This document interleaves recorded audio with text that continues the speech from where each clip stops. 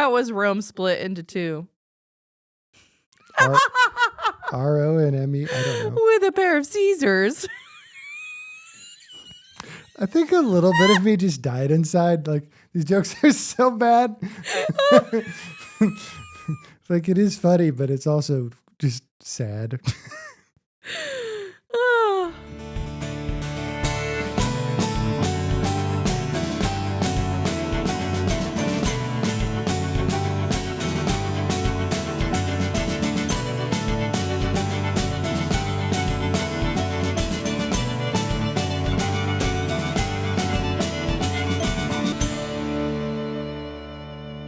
Welcome to Ask a Kansan, a podcast where we are talking to Kansans about this state and about each other and about the things they love. And so today we have another great guest. Yes, we have Adrian Zink. Adrian is the author of Wicked Kansas and Hidden History of Kansas. So he came and chatted, actually did a presentation at the Smoky Hill Museum here in Salina. And so we're like, oh, hey, while he's in town, because he's from Kansas City, we're like, we definitely need him on the podcast, because who better to tell the, history of Kansas and fun stuff than the actual author of Hidden Histories in Kansas. So without any further ado, here he is. Well, thanks for just randomly answering an email. Yeah, Nona Miller was like, do you want to be on a podcast? And I was like, absolutely. I listen to podcasts every day, all day, half the time. So what happened is we got the mailer from the museum in our mailbox. I go, Skylar, we should get this guy on. He's coming to town anyway. And I'm like, and so we did a little bit more research. Focused on Kansas, and we loved it. Awesome. So thanks for having me. Yeah, thanks for being open. Can you, again, Gus, Sydney, but tell us who you are. Where are you from? What do you do? Kind of give our listeners a little background. My name is Adrian Zink. I'm from Larned, if you're familiar, just down the road. I live in the KC area right now, and I wrote these books a few years ago when I was working for the Kansas Historical Society, and I just kept coming across wacky Kansas history stories that I was thinking, this is interesting. I didn't know this one, or that'd be good material for a book or whatever. This is just such random stuff. And there's a woman named Deb Goodrick Beisel. She's written a couple Kansas history books. She inspired me. She said, just go pitch it. Just pitch it out there, and maybe a publisher will take it. And Arcadia Publishing liked my pitch, and I've written 2 books for them so far. And so I moved on from Kansas Historical Society. I work at National Archives, Kansas City now. Cool. So what got you interested in history?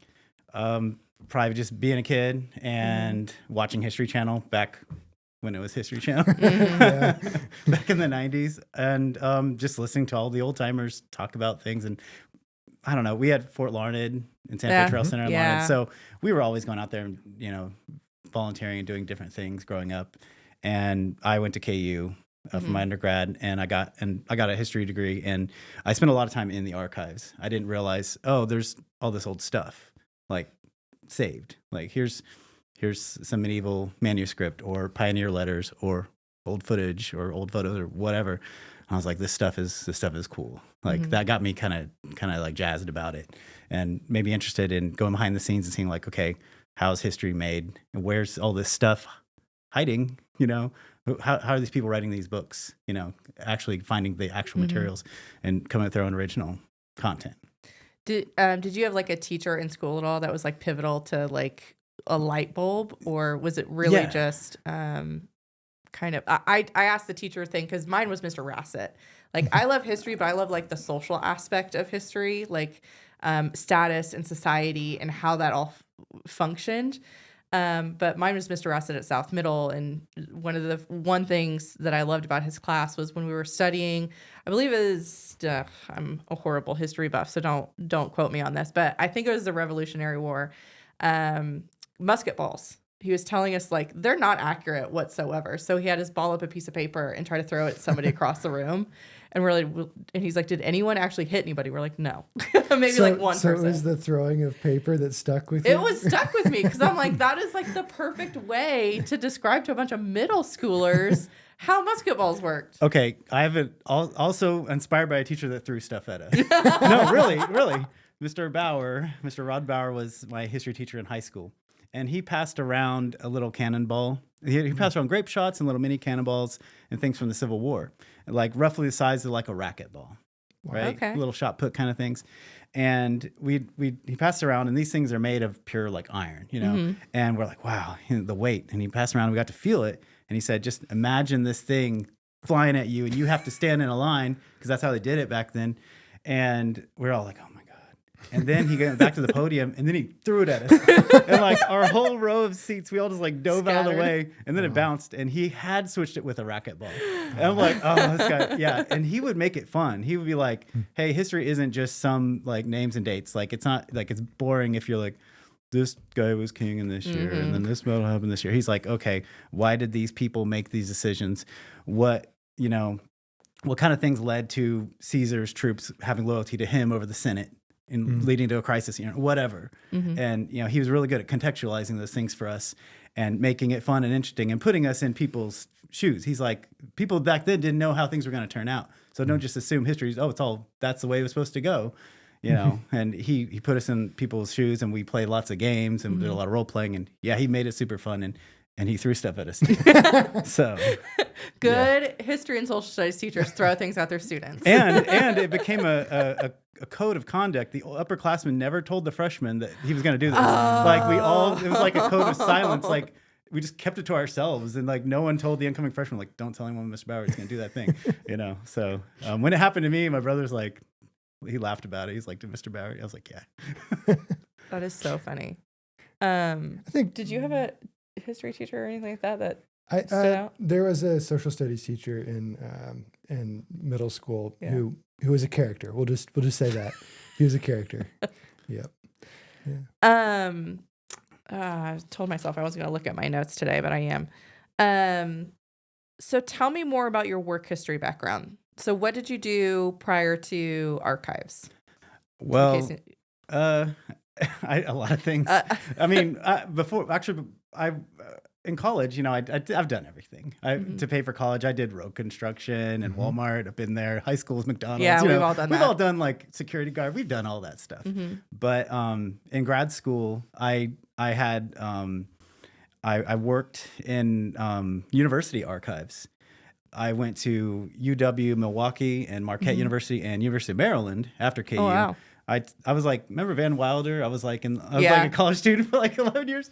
So it was really cool because in Maryland, I got to work with Spiro Agnew's vice presidential papers, and he was Nixon's vice president. So crazy juicy stuff. And then at Marquette, I got to work with J.R.R. Tolkien's original manuscripts.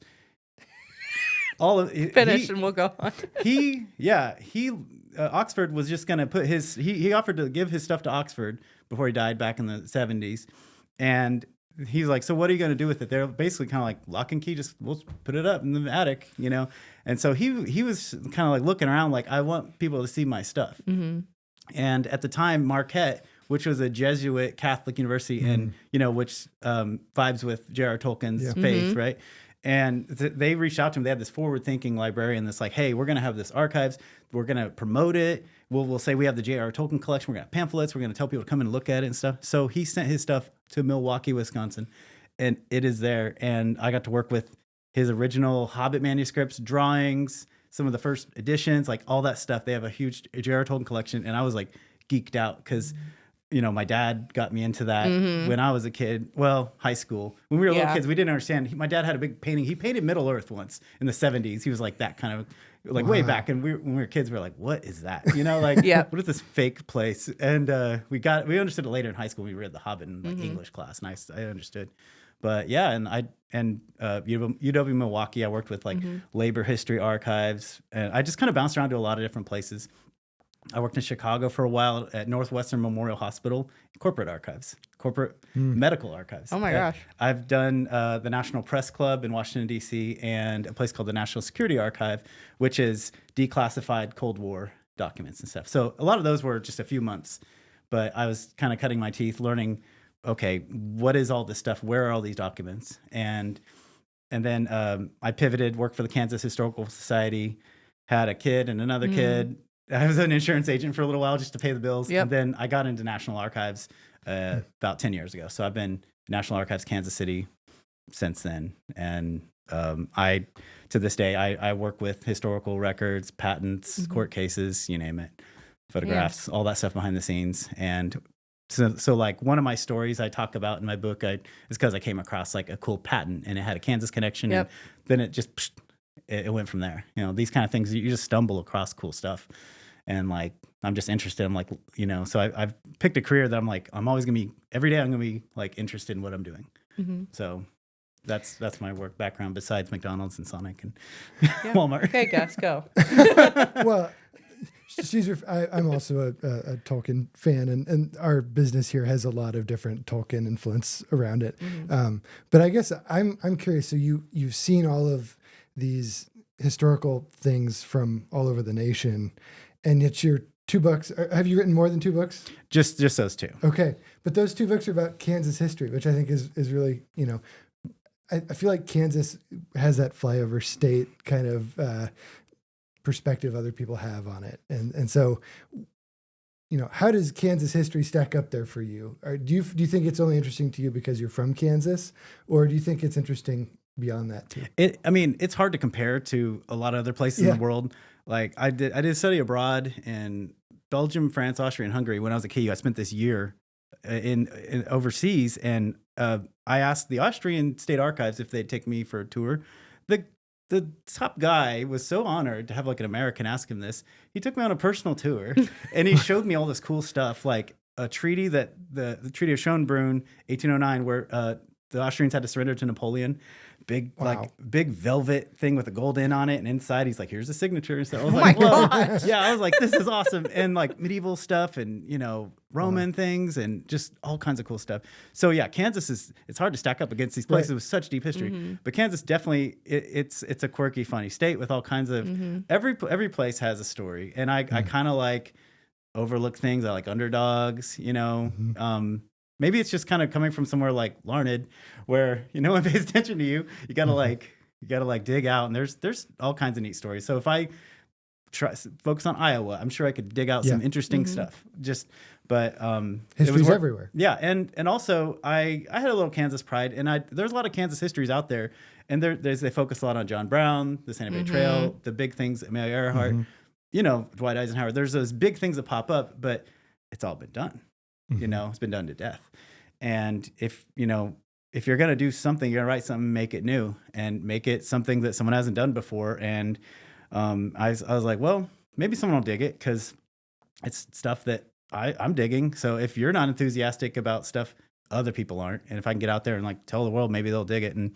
And yeah, I get invited lots of places because I think there's lots of towns that want the culture, want events, and it works for me too because I can get out there and share my work, and I've had a great time going around and finding all these stories that link up with different parts of the state that I've spoken at, like Oakley or Franklin County or Pittsburgh or Wichita. Like there's these things pop up everywhere, and Kansas has so many interesting stories. I have material piled up I could do 10 books like this, and I probably will. So I've been tinkering with the third one, but life, work, dishes, things like that. It just I get it. Listen to my podcasts, like life. But yeah, I need to continue working on my third. Because I have read at least half of your first book, so I want to get into that. Before we do, we're going to take a little break, and we'll be right back. This episode is sponsored by Renaissance Cafe. Serving Northern Italian cuisine prepared with a fresh, contemporary influence, the Renaissance Cafe is one of Kansas's favorite restaurants. Whether you're planning a romantic dinner date, a family celebration, or an intimate meal with friends, the Renaissance provides a unique dining experience with an old-world atmosphere. Open Thursday through Saturday evenings, the Renaissance Cafe is located just south of Salina in Assyria, Kansas. Visit renaissancecafeassyria.com to book your reservation today.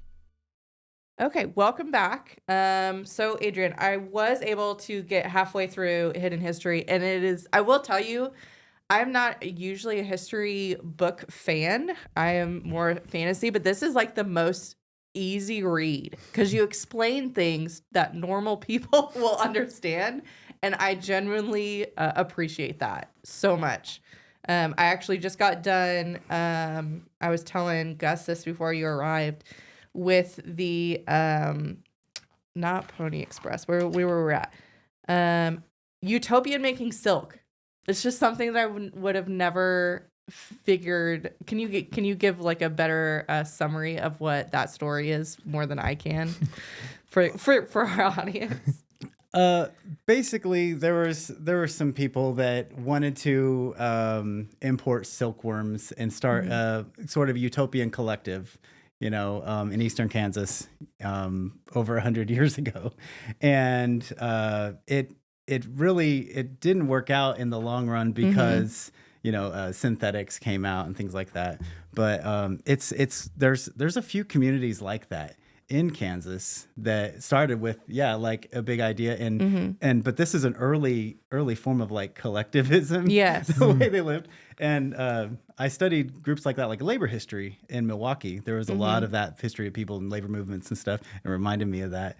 But Cindy was saying that they were producing several hundred yards. Yeah, like 225 yard of. I'm really curious of what like how thick a silk ribbon is. Like what? Any idea? Do you have any idea? A bolt of silk, how thick a ribbon is? I'd have to look because it says 225 yards of silk ribbon daily, which in theory, like that's 2 football fields. But I'm curious of how wide. How wide. But even if it's narrow, like that's still a a lot of work for 1872. Some of the old bolts that I've seen look like maybe 20 inches wide. Oh wow! But we're talking... Don't quote me on that. No, that's fine. And some of this stuff, I'm like, what did I write about? What did I write? Honestly, you're like this I'm is a asking quiz. you very specific I'm like, I things. wrote this in 2016. Yeah. What did I say? But it's so fascinating how much you've been able to not necessarily dig up, but to research for this. So does it all get muddled into your head every once in a while, or do you? Yeah, and you have to have a system. So I started like an index card system. I'd find something interesting. And so, like you have a little like old school boxes for recipes or something. So I kind of balance analog and digital. I need some kind of analog to hold my thoughts together because I jot a lot of notes. So I'll say, okay, if I'm going to write a section on crime or a section on civil rights or whatever, here's my main story idea. Here's my main sources I'm using. And I'm getting them here. And then if I'm like, what are the sources I was using for this one? Newspapers.com, for example, great resources for finding cool stuff. And I'd say, here's my resources, whatever. And I'd have my index cards. And then, of course, you might have like Google. So I use Google Sheets, Microsoft Word documents, all kinds of different things, different spreadsheets to keep my data straight. But yeah, it is easy to like lose track of the facts. But each story gets its own basically Microsoft Word document, and I have my sources at the bottom and the page numbers and everything. But for example, recently I was looking into some Kansas City history, and I found this wild story. And I was looking in old newspapers. So do you guys ever go to newspapers.com? I do. I have an account. Yeah. Fantastic. I do not. And that's a different archive. A lot of what I do, I look at just straight up archives, and there might be, historic letters or something that no one has seen. Like no one's opened this thing. Like, oh my gosh, whatever. Like we had a collection in Milwaukee at University of Wisconsin Milwaukee where there was this local author, and it turns out he was friends with Ernest Hemingway, and we found some Hemingway letters in there that no one knew about. And then so the library published and scanned them and stuff and said, hey, guess what? We found 3 Hemingway letters, and the Hemingway literary world was like geeked out or something. They're like, cool. Wow. But anyway, I was looking on newspapers.com. Sometimes I'm going to go to 1924, just scroll around and see what I find. A lot of times it's just digging for gold. And I found this article. There were these boys, like 10 years old, 11 years old, like the Sandlot kind of age, right? And they knew there was a moonshiner next door.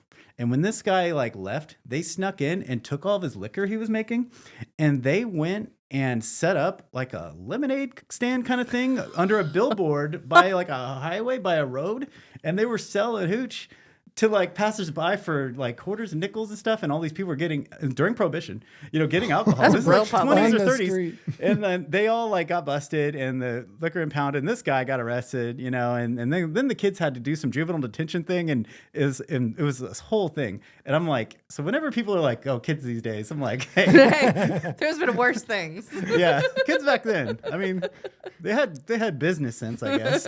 But I'm like, this is the best. This is going in a future book. And because I'm like, I don't know if anyone's written about this one. So that could be a humorous history of Kansas City or something or whatever.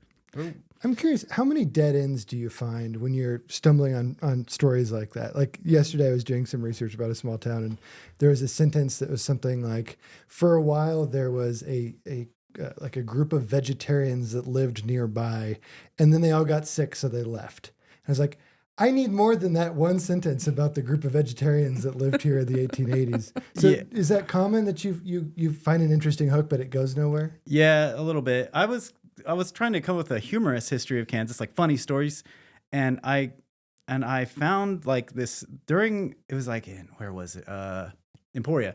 It was Emporia back in the 30s or 40s. There was a pants thief. Some guy was like, someone was sneaking into houses and stealing men's pants because like no one locked their doors, and it was this whole rash of things for a while, and it was in the newspaper for weeks. I was like, where did this go?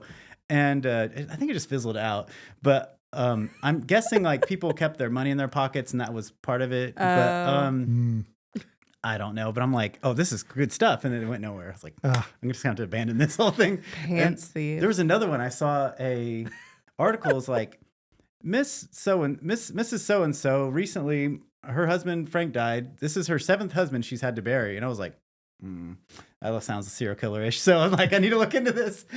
And I didn't find anything. Oh. I was like 7. That's a big number. Yeah. 7 is that she's buried? Yeah, I'm like, at least like if you're going through a bunch of them, like Elizabeth Taylor didn't kill him, like Yeah. this. I was like, this is juicy. So maybe I need to look back into that one. But it was just like a little blurb in a weekly newspaper, like the Iowa Register or something. And that one was really funny. Wow. That is so funny. Tell me, I haven't got into, we have hidden, let's see, if I can hold these up for the camera. We have hidden stories of Kansas, and then Hidden we have history. hidden history of Kansas. I can't read, obviously. And then Wicked Kansas. Tell me a little bit about Wicked Kansas. I haven't gotten into that one. Okay, so I had a section on crime and kind of like a wickedness sort of section. I didn't know what to call it for a while, and I was writing it in the first book, and I eventually had so much stuff. I was like, okay, this book's gonna be like half this stuff. I need to eject some of this and randomize this, bring in a little more like inspirational stuff and geology and Native Americans and whatever. It can't all just be like terrible people, So I'm gonna just shift that and put it to the side. And I told the publisher, I was like, maybe this could be a later book. They're like, if your first book sells, sure. So they said, yeah. A couple years later, I pulled some more together, and so it's not necessarily it's not all criminals. It's just kind of sleazy-ish politicians, quack doctors, The chapter titles are what kill me. They're so funny. You got really creative with them. We have Secret Lives, but in Secret Lives we had, what did I just see? Breaking Bad on the Prairie. Yeah, and there's a John Brinkley, the goat gland doctor. He's a medical quack. Gland doctor. That one, this guy was super famous in the 1920s in Kansas, and he was this quack doctor that opened a hospital in Milford, and he'd gotten his medical degree at a kind of eclectic medicine place that had lots of interesting theories. Is a height of medical quackery in this era. And he had this, he promoted this theory that you could insert goat testicles into men, like into their bodies, and it would solve their sterility, and they could have children. And so, no, really. And this editor of the LA Times, him and his wife got pregnant. And they're like, wow, this works. And he like promoted him. And then the Hollywood people were coming out and like people from the coast were coming all over. And he started a mail order. He had to start advertising himself all over the country. And then he opened up radio stations promoting, and he was making millions. And there was a couple people looking into him like, looking into medical charlatans. And eventually the state medical board was looking into this, like this place that it's kind of quackery. It's unclean. There's some weird death certificates coming out of this place. And so Brinkley, the doctor that I'm talking about, he had a lot of people believing in him and a lot of fame in Kansas. And so he realized, he was like, the only way I'm going to get out of this is running for governor. So he ran for governor in 1930, and he toured the state, and he flew in a little plane, flew all over, like one of the first politicians to ever like barnstorm in a plane, like even before Adolf Hitler, who was one of the first to really kind of do it. So Brinkley went around promising like free textbooks and a lake in every county. And everyone was like, this guy's great, you know. And so he did this, he did this write-in campaign because he wanted to win the governorship and flip the medical board to his friends so they wouldn't disbar him because he built his empire here, right? And so the Democrats and Republicans kind of wanted to freeze him out. So they made it in the write-in campaign that any write-in candidates, you have to write their name exactly like, first name, middle initial, last name. So if you wrote Dr. Brinkley or J.R. Brinkley or, whatever, like it wouldn't count. So 30,000 of his votes were tossed because he would have won probably if a lot of his votes weren't tossed because of this like funny little rule.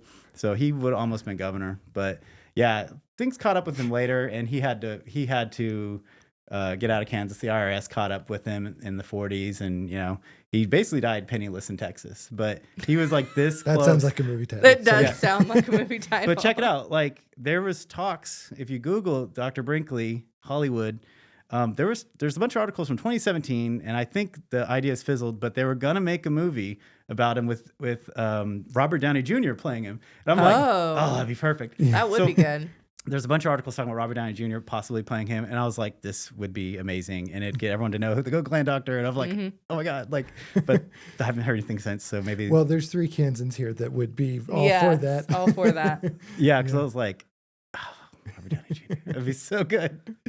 There's a real like bravery to this thing is falling apart. What should I do? Run for governor.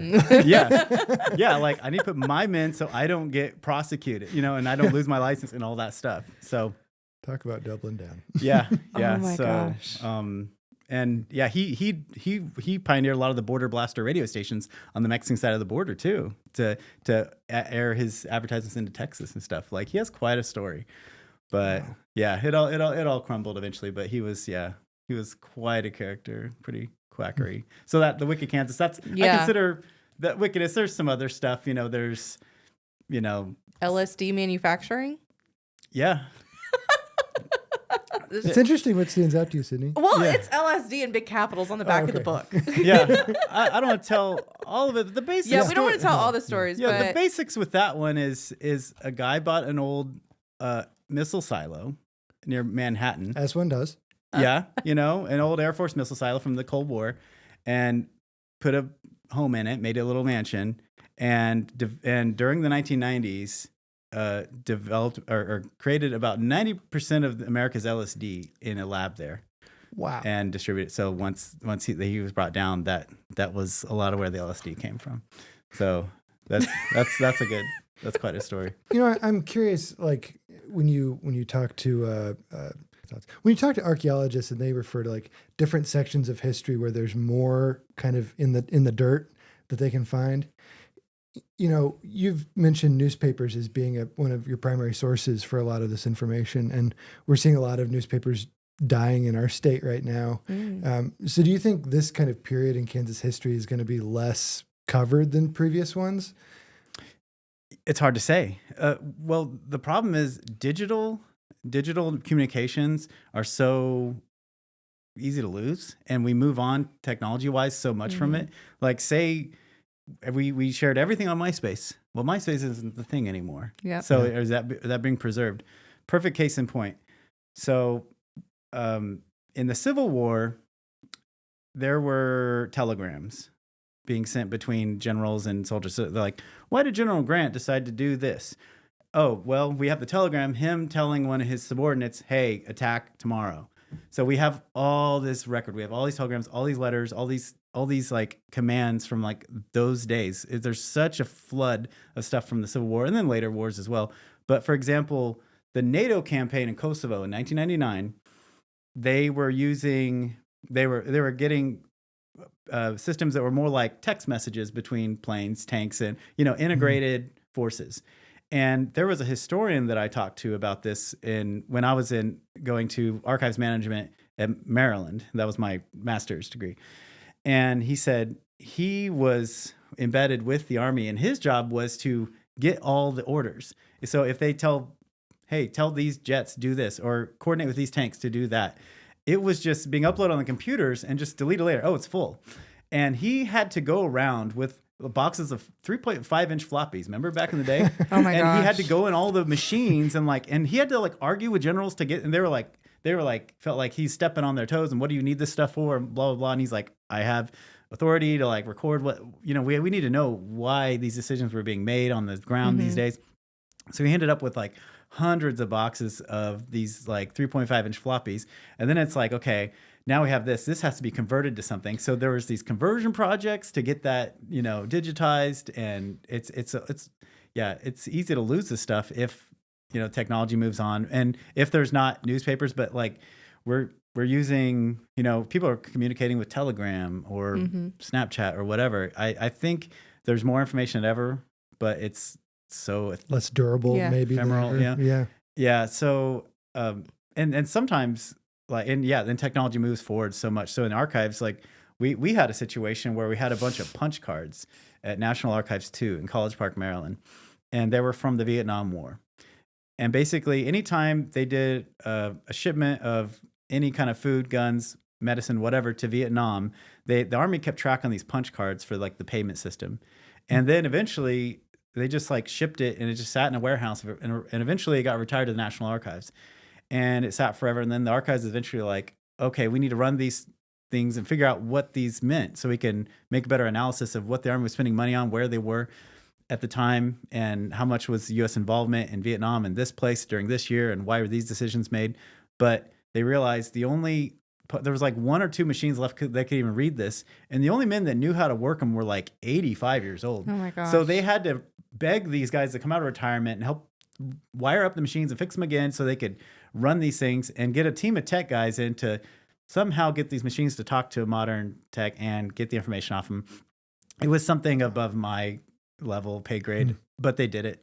So it's a constant struggle in the archives world to capture information and preserve it properly to where future generations aren't looking at it like, what is this? Because I'll have boxes, I'll have court cases that have, audio from like a proceeding, and it'll be a record. I'm like, okay, we sell record players, so that's fine, I guess. But like sometimes there's a 3 or 5-inch floppy. I'm like, I think they have one of Pull those out that downtown. 8-track. Yeah, I'm like, but that kind of stuff, like magnetic tape, deteriorates. So that needs to go into like cold storage and stuff, or old film, like cellulose nitrate, like that stuff is flammable, so it has to stay in cold storage and be digitized. And we're short staffed, so like we don't always have time to digitize. We're answering requests from the public and agencies and things. So, I could talk for like 3 hours on all this like preservation stuff. And getting in the weeds. I have another. Do it. Go. Yeah. So I guess I'm going to preface this by saying, if you're not comfortable talking about this, we can cut this whole section. But given that you're a federal employee, and that the average Kansan may not know a federal employee, could you just talk about the role the National Archives plays in our federal government, and how it affects the lives of people in Kansas? For sure. So National Archives Kansas City has millions of records across. They're in 3 underground storage facilities, and there's a downtown research center as well. And they hold all kinds of records: IRS, Homeland Security, EPA, you name it. Army Corps of Engineers. Blueprints. There's studies of or EPA might have like a pollution study or something like, oh, this river's polluted, so they can like know like, oh, don't drink the water, whatever. A lot of what we do, we have a lot of court records from Iowa, Kansas, Arkansas, Missouri, Southern District of New York. And we're getting we have about half of the U.S. Patent Office records, which I work with a lot. And the other half is coming over the next 7 years, just 3 trucks a month. So our role is, the archive's motto is make access happen. So the goal is preserve this stuff, keep it from getting on fire, wet, eaten by silverfish, and keep it dry and humidity controlled. And when people request it, anyone can ask for things from National Archives. And for a fee, we can scan it, or you can come and see it in person. So people will say, hey, I want to come see, this guy's patent. This is my grandfather. He invented something. Or we'll have a research and development company, wanting to see a different patent, maybe someone that does bioengineering. And we have a bunch of patents from the 1980s to dealing with molecular patents on things, or people patenting plants, like hybrid species. And there's a lot of like botanists that look into that kind of thing. And also, we have naturalization records. So if people want to see when their grandparents came over, we have those records. And also, you can get citizenship if you can prove your grandparents from Italy. So you can get like a citizenship in another country. Some countries allow that. So we do all kinds of stuff every day. So like daily, we'll get requests like from courts too for all kinds of court cases. Like, hey, can we see the briefing from this court case from like 1975 or whatever? There was an embezzlement case, or there was a civil rights case, or or 2 companies going against each other, or a building collapse. It could be anything. There's all kinds of court cases, and lawyers and courts are always needing this stuff so they can establish precedent. And remember Deepwater Horizon, the oil spill? Sure. Yep. All that stuff, the thousands of records and that the Coast Guard collected. And so anyone affected by that, whether it's like a community that tourism was affected, or the shrimp industry, or whatever, they might send up lawyers to like look at that stuff in person, and it can be used in like, legal proceedings. So we're a small agency, we're like a mosquito compared to the big ones, like, like Department of Defense, that's like an elephant. We're a little mosquito, but we do serve the public every day, and we pull records constantly, and we can't digitize all of it. There's so much. But for example, we have, if someone pays off their back taxes, we have their old IRS records, and we will send it to destroy. Like, you're paid off, off it goes. So it helps people. So, but yeah, we love our job because it's about serving the public, and there's no profit motive for us, So it's like we're excited to share and find and preserve everything we have.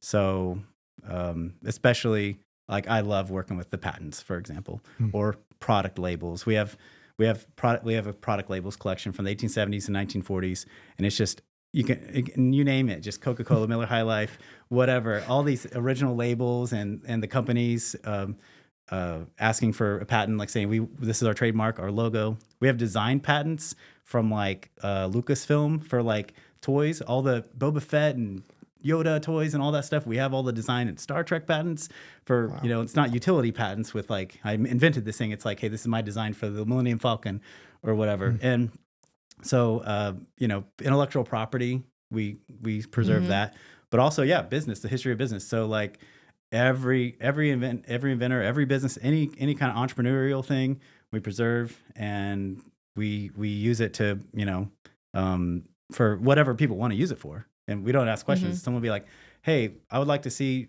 this thing. Do you have this patent from whatever year? Some guy inventing some plow from 1874 or something. And we're like, yep, we found it. It'll be this many pages. That'll be $26, whatever. Do you agree? And they'll be like, sure. And we send them a little invoice and get a PDF for them and send them a link, and we scan it, and here it is. And we have people from around the world. Just the other day, a museum in Denmark wanted a Ouija board patent. What?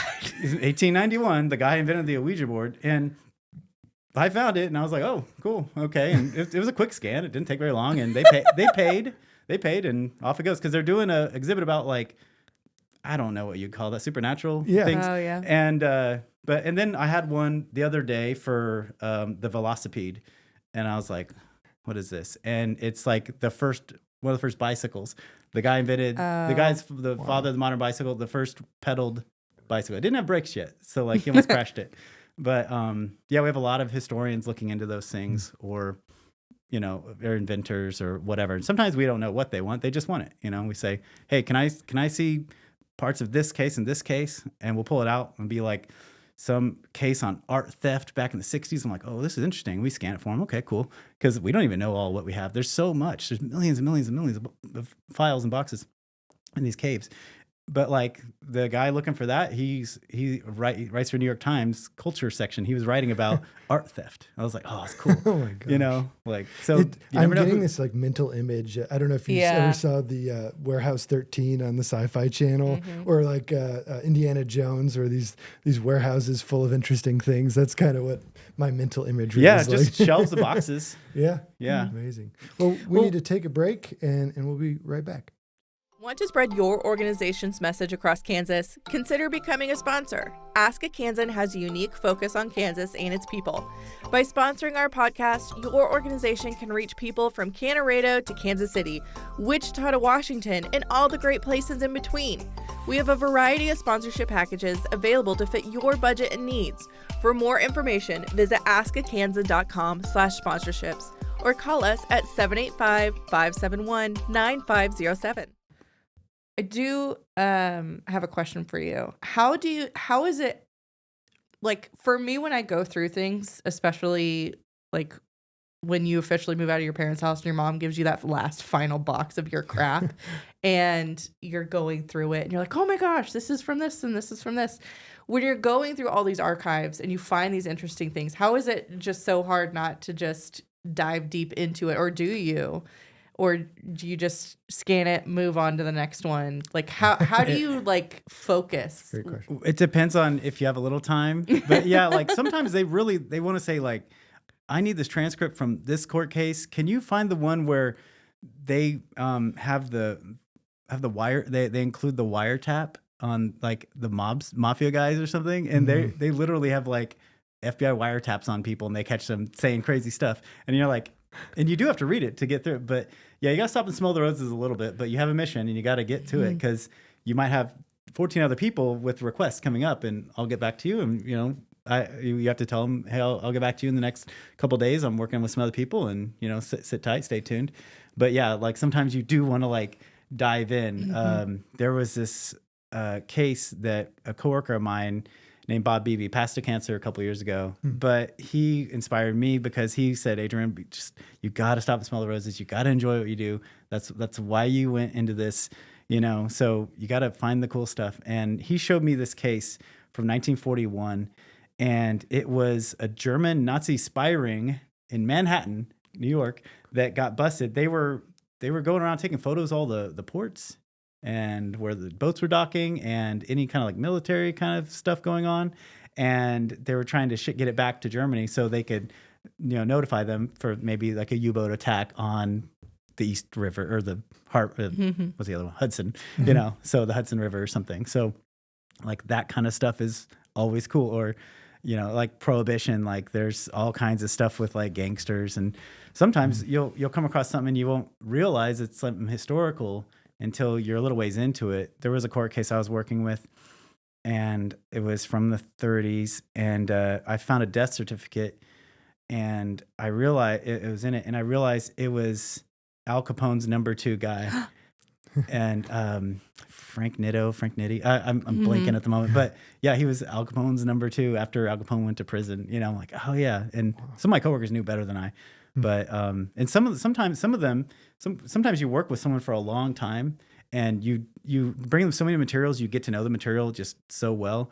So I didn't work with this, but some of my colleagues, they worked with the original records for when the author that wrote the book Killers of the Flower Moon. Oh wow! Yeah, all those prison Leavenworth prison files. So the people who went to prison for that, they're in KC. So we have Leavenworth prison records. So, and old mugshots and stuff like that. And so, It's fascinating. some of the stuff's been shared on our social media, like Mm-hmm. archives, Kansas City archives. If you go on Facebook, Twitter, Instagram, all that, there'll be you'll find that kind of People stuff. definitely need to check that out. That sounds amazing. Yeah. Yeah. What does the future have in hold for you? You say you want to write more books. Do you have something like specific in mind that you're willing to talk about? Yeah, I had a humorous history of Kansas Right. idea, and that's the one that kept like perplexing me because there's so much funny stuff, but I want to make sure it has enough legs to be a whole story. Yeah. Like I'd find little snippets. I'm like, okay, like there was one I was writing, and I was trying to get more information. It was like the sheriff down in southern Kansas in like 1907 maybe, before Oklahoma was a state. There was a lot of liquor being run in the Panhandle. It's kind of this unorganized territory, this like no man's land, and a lot of people were making liquor there and slip it over the border into Kansas and other states. And someone trained a mule to like, they put liquor bottles on it and like a money cup. Just like it walked. It walked? It went on a route around the countryside, like up some roads and back, and people were getting their liquor through this mule. And like the sheriff like caught it and was like looking at it, and they couldn't figure out like Who the mule belonged to? Is this the first iteration of those meal delivery robots Yeah. they have in the cities? Yeah, it's like DoorDash, it's like Mule Dash. And I was like, okay, this is absolute gold.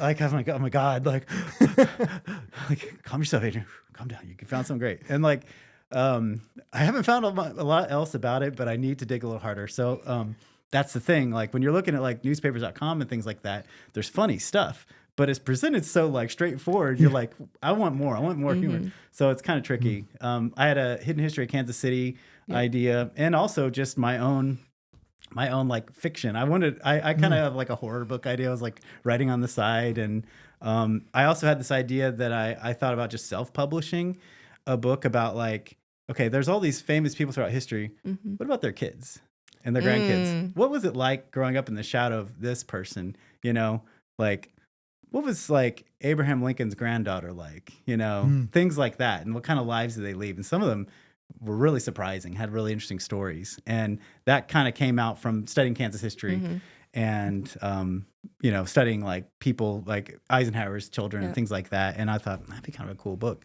So I have like piles of notes of like projects, and I just need to like just focus on one and just stop, like, because when you're curious about things, the problem is you get curious about everything and everything's cool. Like it's just like you say you're a Lord of the Rings person, but like that I want to see all that stuff, and then you're like, oh, but this movie series looks cool, and then that looks cool, and this podcast looks great, and there's only so much time. There's only one of you, so As a sufferer of ADHD, I totally understand. Yep. yeah, I think I have like what's that Myers-Briggs thing? Is Like personality Yeah, test? Yeah. we did that at work a few years ago, and I was kind of like, oh, come on, you know, like I was kind of skeptical, but then I think it tagged me pretty good. It was like, you think everything's interesting, and you start all these projects, and you don't always follow through, and you get cluttered, and you get messy. 100% me. And you get cluttered and messy. And I was like,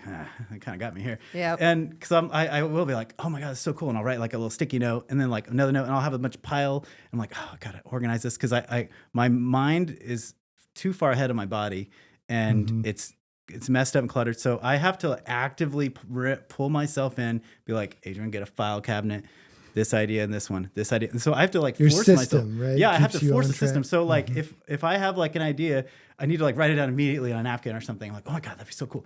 And then I have to take it home and just like, I'm like, I can't get to it yet, but here's all these ideas for this book or that or that. I'm like, oh, this is such a great idea, you know? And then I forget about it, but later I pull them out like, oh, this is awesome. You know, good job, Adrian, like preserving that.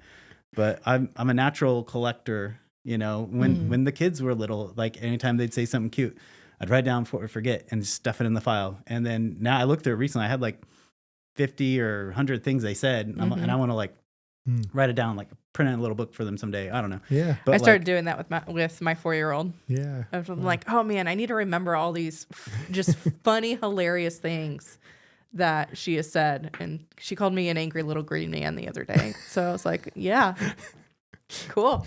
And you want to cherish that. And I want to cherish that moment. Oh yeah, my parents did that, and like they'd always say stuff like, "Oh, there was one." They wrote down one. It was I was literally caught in the cookie jar, like on the counter, and I was like, "Mom, you need to go to the bathroom." You know, I told her like, "You have to go." She was like, "I don't think so." That's a great strategy. Yeah. I never Yeah, thought I of that one. don't know if it worked. My mom like did a mini archive for me of like I have every report card, every honor letter, everything in chronological order from when I was in kindergarten to a senior in high school. I mean, she kept every sticker chart because I struggled being on task in first and second grade, so I had special sticker charts. So she has every single sticker chart, like everything. Do you go to that level of Kinda, yeah. archiving for your kids? My son could confirm like our storage area. I have these big plastic tubs, and one for him, one for his sister. And like as they grow up, I just like toss things in there, like a little thing of like baby teeth and their first scout uniform and footprints and the newspaper from the day they were born. And it's not organized, but I'm like, it doesn't need to be organized yet. It's an Indiana Jones box, you know, at the end of Raiders, right? It's just gonna pile up, and someday it would be cool. But I think I got that from my dad. He was like that. He would just save all this random stuff, and then years later, I'm like, oh, this is so cool. Like I have so much stuff. Like my grandpa's World War II uniform, and you know, we have letters and postcards from like great grandpa from like 1913 and stuff. Our family was very good at just keeping old stuff and just squirreling it away. I don't know. And I've tried to preserve that stuff.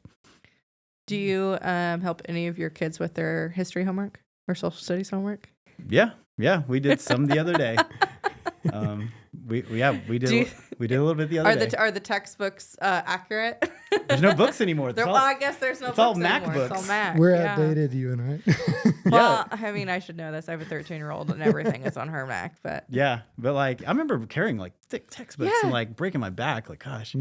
But yeah, they're pretty, okay. I feel like they're pretty solid these Good. days. A lot of the stuff, but then we have to supplement it by, you know, sometimes there's just an amazing YouTube channel. I'm like, let's watch this thing. This channel talks about this thing so much better than any teacher ever, or any book. Sometimes I'm like, some of those are so good. I'm like, this person's legit. This jives with what I already know, and yeah, they're solid. Like we live in a golden age where you can drill deep into almost any subject you can think of, and there's a creator on YouTube making videos about it. Some guy did this video, like 3-part YouTube series, like the Battle of Midway from the Japanese point of view. Oh, they're so good, and it's like animated with little planes and like he brings in Ride of the Valkyries when the Americans find the Japanese aircraft carriers. It's like, oh my god, like this is so good. Yeah, and I'm like, this is so much easier to understand. We're all visual, and like even though I work with primary source material and I'm with the files and stuff, that is slow and deliberate, and I have time to do that because I'm at work a lot of it, and my mind works in such a way where I find that interesting. But like we all need like something visual sometimes, and like make it like a story. Show me something and make it exciting, because history can be boring if you present it wrong.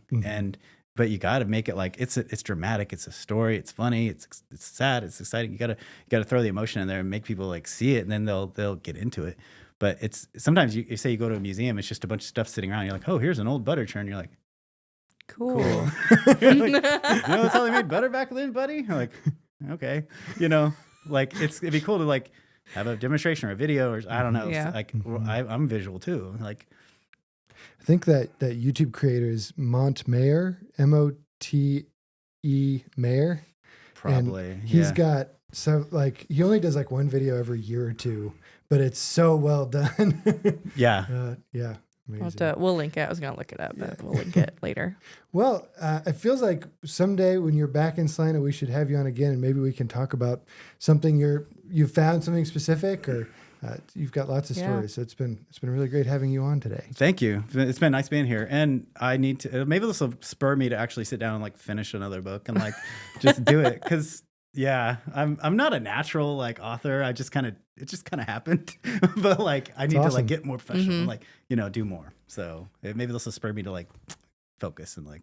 Well, Get if back you on want, it. we can call you every week and just Yeah, be be like, like, hey, how's have it you going?" done the anything update? yet? Okay, let's set a goal. How many pages are you gonna write? I'm like, man, I got laundry. My house looks like crap. The yard needs to be mowed. Like, Yep. okay, Feel yeah, it's that. just like It's a real deep. fun side thing, you know. Mhm. So Yeah, when you make it work and Yep. then it's no longer fun. Yep. yeah, but Yeah. I used to be really disciplined. I'd be like from 9 to 10 every night. I'm gonna do this before bed. Mm. I need that's the trick. Just get in a routine Mhm. and do it every day. I mean, that's what Mhm. Stephen King said. He said Yeah. you got to make it something you write. You tell yourself I'm writing 2,000 words today, and do it every day. And then before you know it, you have 50,000 words written. You know, so. That coming from Stephen King is slightly terrifying considering the books that he writes.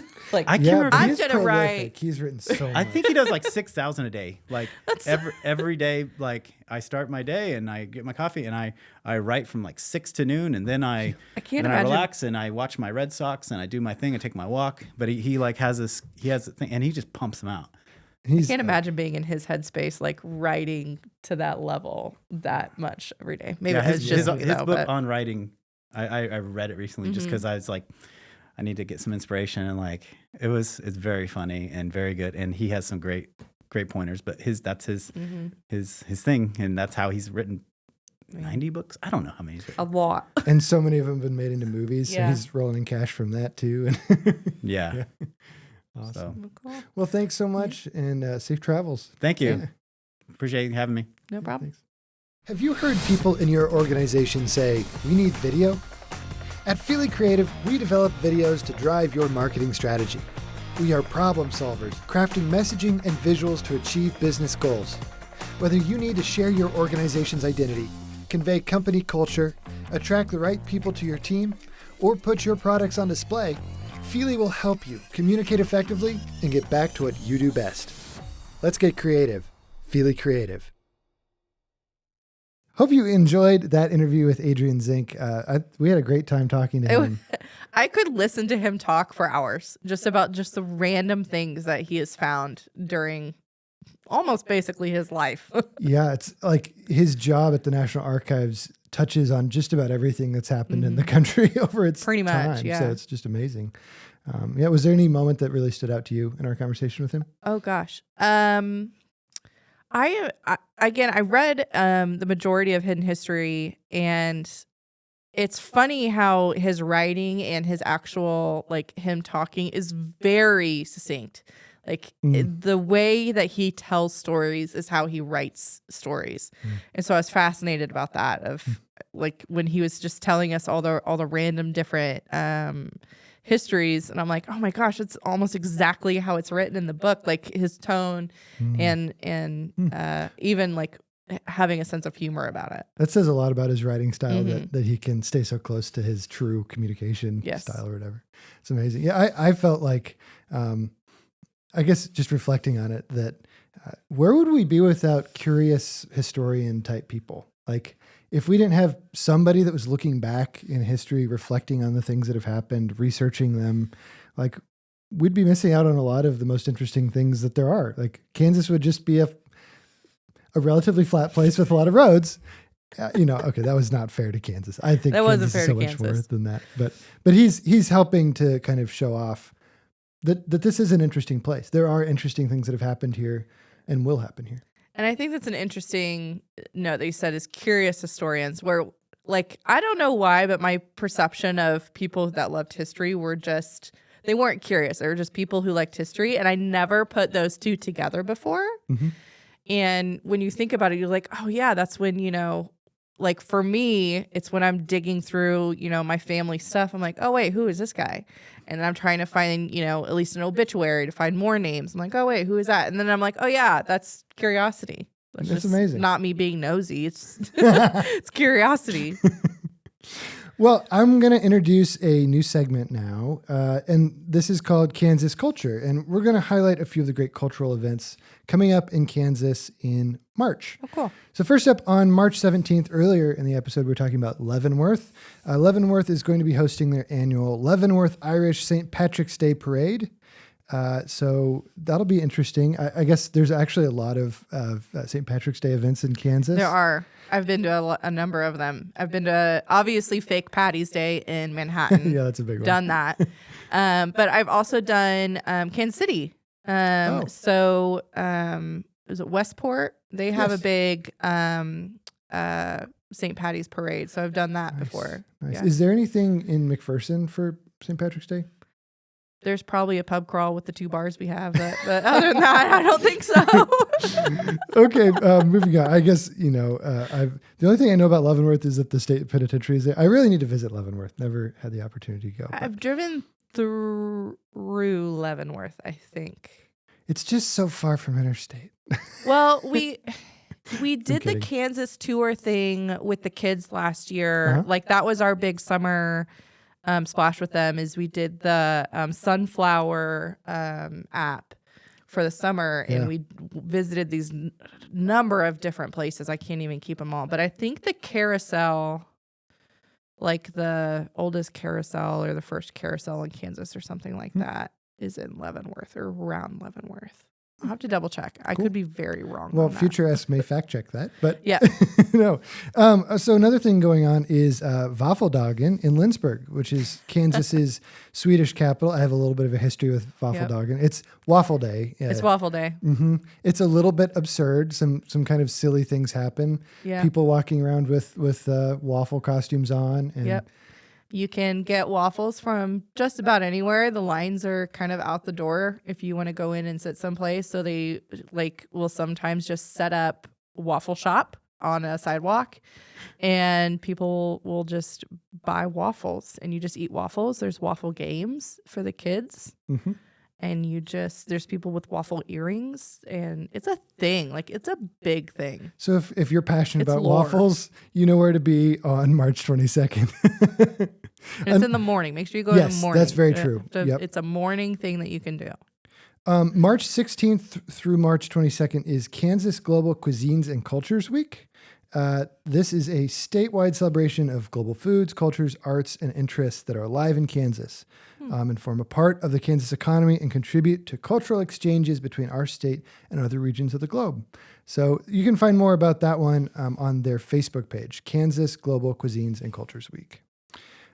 Finally, this is a bit of a glimpse forward in the calendar to June, but it was announced here in the last month that the Symphony on the Flint Hills will be having their last ever event this June, which is really sad. Really? If you've never heard of Symphony in the Flint Hills, this brings out thousands of people to a place somewhere in the Flint Hills. It changes each year to hear a concert from the Kansas City Symphony. And it's really a loss, I think, for the state that this is happening for the last time. So I'm telling you now, so hopefully you have a chance to plan around it and get tickets, because it'd be great. And this year they're featuring special guest Logan Mize.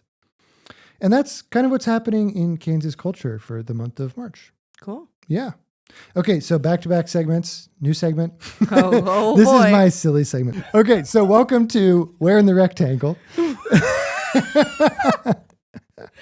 did you get that? I made this. I printed it. You made that? Yes, and I cut it off on my dad's scroll saw at home. So But I gotta see this up close. Yeah, and it's- did you just find I just found a paper, map. a map? and then Oh, printed okay. it. Yeah. Okay. Yeah. If you pay too close of attention, you'll notice that the board is like flooring material. Anyway, Awesome. so Okay, moving cool. past the obvious, so Where in the Rectangle is where I show Sydney a map and I give her the name of a town in Kansas, and she has to try to tell me where she thinks this town This is not gonna end well. and that's kind of the point.